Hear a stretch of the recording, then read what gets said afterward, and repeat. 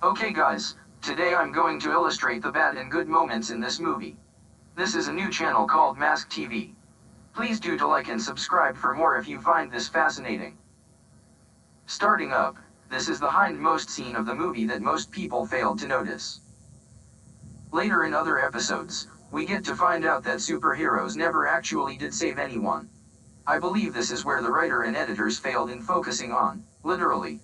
Apart states, they don't do saves, in other states they do. Quite complicated.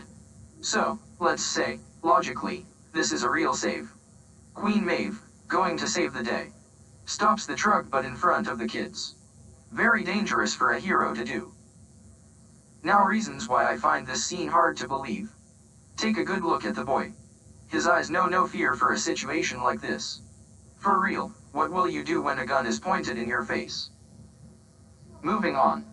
Then we see Homelander, as the name implies on the screen. He saves the day by melting the gun off the robber's hand, very unethical. Moving on. Now we see another major character, Huey, who's working in an installation shop. His girlfriend walks in later and said they should lay pipes. If you had watched the movie you probably know what this is talking about. And, if you haven't, I will advise you to. Moving context. We get to see another character in a bad position. This is the main reason for this movie and later started jumping into irrelevant theories. His girlfriend was standing a foot off the curb and was brutally run over by the fastest man alive. A-Train. Her blood splashed all over Huey's face and all over A-Train's body.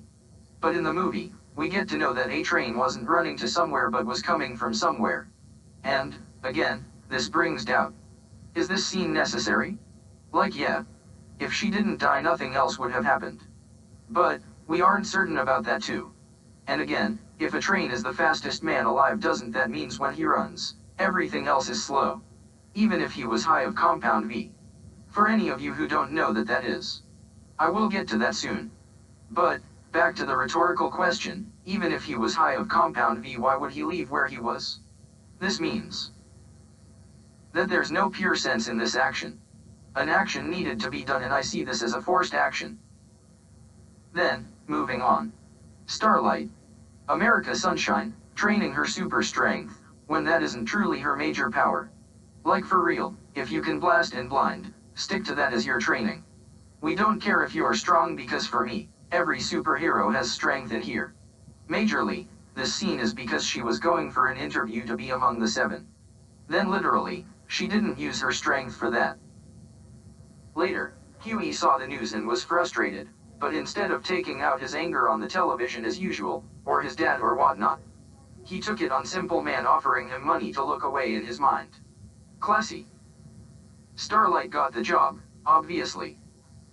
At the welcome party of the new member of the 7 we see, Miss Stillwell, the superior to the 7. Given a home speech full of nonsense.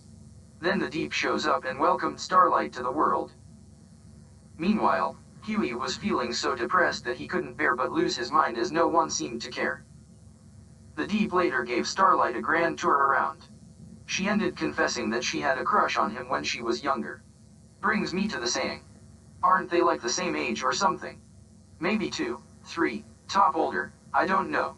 He removed his pants so fast like if he was the one with super speed now. Just so that she. Moving on.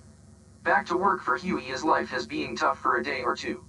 Then he meets the trouble of his life and kind of the best thing that could ever happen to him but he didn't see it like that. Butcher, the man with the cool ancient and shady clothes. He lied of his occupation, proposing and helping out with his problem when he had his own reasons on helping out. Later, Miss Stillwell had a chat with the governor and he had to compound V from somewhere but wasn't disclosed as Stillwell acted like he was talking nonsense. An antagonist needed to be there, when we have the hero and villains already. Another forced action to prove another action. Coming up soon. At a park, Starlight had a chat with her mom but hid the painful part of it from her. It made her sob. And, beside her was Huey, having a wonderful day with his meal. But he didn't know who she was and they had a nice chat of revenge and not giving up. Yeah, that's Translucent. A member of the 7. And I'm thinking I'm forgetting someone else. Yes. The quiet one. Black Noir. He's actually the oldest but I won't go far in much details. Revenge, revenge, revenge. I wasn't bluffing. Huey and Butcher made up a plan to bug the 7th tower, but unfortunately he wasn't careful. How hard is it to spot an invisible person? Translucent followed Huey, which can't be possible because Huey was dropped off by Butcher with his car. So, how can an invisible person follow a car? Stop mixing powers or forcing actions, like for real.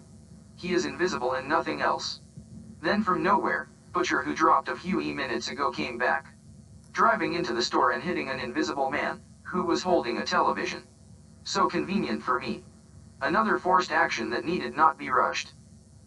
Now he's walking up to the wall, confident to use a rod on an invisible person. Then bam, he ain't there this time. And later it became a fist fight and we see blood coming from an invisible man, whose skin that can't be penetrated by anything but little Butcher's fist did the trick. Yeah. I really love this part when he was shocked at the buttock and passed out. Moving on. Now an action once forced earlier needed to be, because we needed to know the true nature of the people we call my hero.